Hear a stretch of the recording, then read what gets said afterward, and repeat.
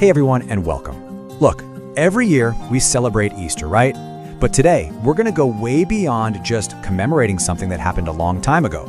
We're here to tap into the active, living resurrection power that's available to every single one of us right here, right now. So, to kick things off, let's just sit with this powerful thought from Apostle Joshua Selman for a second. It points out a real danger, doesn't it? We can go through the motions, celebrate something huge year after year, but totally miss the power it's supposed to have in our lives. This is really a call to action, to move from just honoring an event to actually understanding it. And that right there leads us to the big question for today. Are we just checking a box on the calendar? Yep, it's Easter.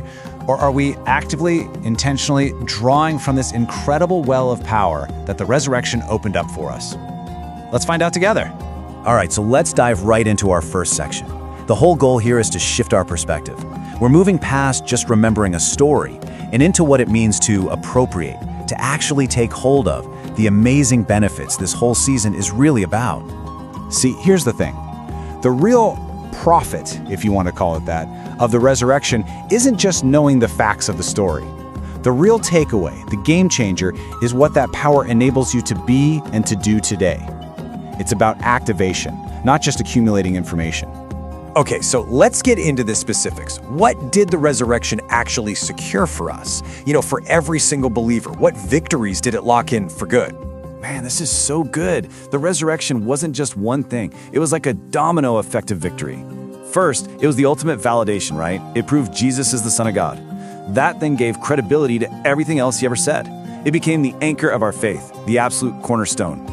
And get this, it sealed the victory over sin, Satan, and death. Done deal.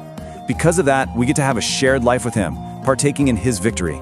And finally, it gives us a hope beyond death, a hope that totally transcends the grave. All right, so when you really start to get this, it brings you to a critical turning point. You realize the resurrection isn't just some dusty old history lesson. Nope, it's a personal mandate. It's calling us to get off the sidelines and move from being spectators to being active participants in the game. And this quote, wow, it just nails it. It gets right to the heart of our mission. Our job isn't just to talk about the resurrection. The greater task, the real challenge, is to become living, breathing proof of it, to be validators of that power, extensions of it in a world that is so desperate to see something real. Okay, so how do we do that? Well, let's get into our first key. This is so important. Activating this power doesn't start with your actions, it starts in your mind. It absolutely demands a radical transformation of how you think. So look at this contrast. On one side, you've got the old mind we have to reject. That's the one filled with fear, ignorance, mediocrity, and that nagging feeling of failure. We have to consciously throw that out. And what do we embrace instead? The new mind. This means stepping into a victor's consciousness, knowing the end of the story that we win. It means having a word consciousness, where what God says is more real than our circumstances. It means having a dominion consciousness, understanding our authority. Ultimately, it means stepping into the mind of Christ. Now, this new way of thinking isn't just wishful thinking. It's not passive at all. You have to actively build it. How? Through declaration.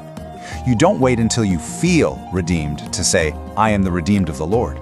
No, you say it because the word says it's true. And as you say it, you reinforce that reality in your own mind. And this next one is just fundamental. It's about settling the identity issue once and for all. You have to get this deep down in your spirit, I am a child of God. And just as important, not a second-class child of God. You've got to refuse any thought, any suggestion, that you're somehow an inferior version. You're a full-on heir, totally accepted. And then we take it even further.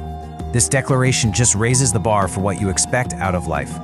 I and the children God has given me, we are for signs and for wonders. You start to see yourself, your family, your career, not as just ordinary, but as a platform for the supernatural. You actually start to expect to be a sign and a wonder. So, you've got this renewed mind. What's next? Well, a new mind has to lead to a new life. It's a natural progression, right? Your thoughts shape your actions, and your lifestyle, well, that becomes the ultimate proof of the transformation that's happening on the inside. And the Bible actually gives us a really practical 3-step process for this in Ephesians. It's kind of like a cycle. Step 1, you have to consciously put off the old man. That means ditching the corrupt, deceitful, and visionless ways of living. Then, step 2, once you've made that space, you can be renewed in spirit. This is where you let the Holy Spirit constantly update your thinking. And finally, step 3, you can actively put on the new man, living a life of righteousness, kindness, and forgiveness that truly reflects who you now are. And here's something we really need to get. While we all want to see displays of power, the signs and wonders, our most powerful witness is often our character. Seriously, a life of integrity, of love, of righteousness, that will change the world and is often the most convincing proof of the resurrection anyone will ever encounter. So this brings us full circle, right back to the most important part of this whole conversation, your own resurrection story. How do you personally apply this power? I mean, think about it. The historical record is crystal clear. We have the evidence of his empty grave. It is the undeniable proof of his total and complete victory over death, hell, and sin. That battle is over. That victory is settled. So, that leaves us with one final and pretty challenging question. The evidence of his victory was an empty tomb. But what will be the evidence of yours? What empty graves of fear, frustration, sickness, failure, what empty graves in your life will stand as the proof that resurrection power is at work in you? That's the real question, isn't it?